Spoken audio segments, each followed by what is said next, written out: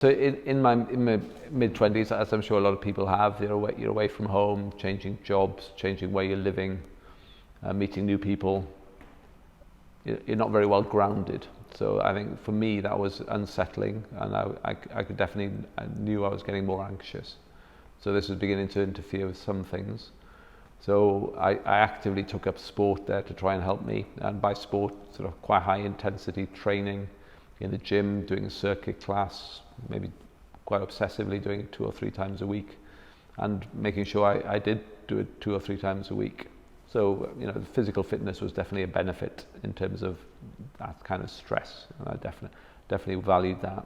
Perhaps in my own 20s, I concentrated on the physical aspect of it particularly, and probably didn't appreciate that I could do more to help my emotional, mental health as part of that.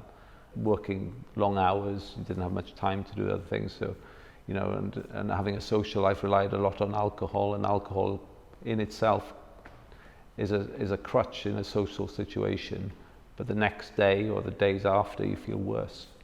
And I think that I came to that realization rather slow, I think, as well. I mean, I know that allowing it myself time to look after myself and take exercise, and more recently yoga, has been very beneficial to me.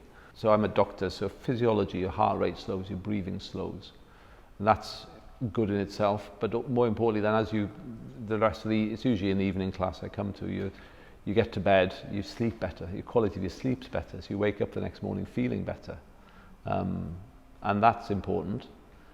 That feeds into the next, so your quality of sleep is probably an underappreciated thing. And I think in the past, perhaps in my 20s, sleep was not seen as a priority. I think we all understand that better now.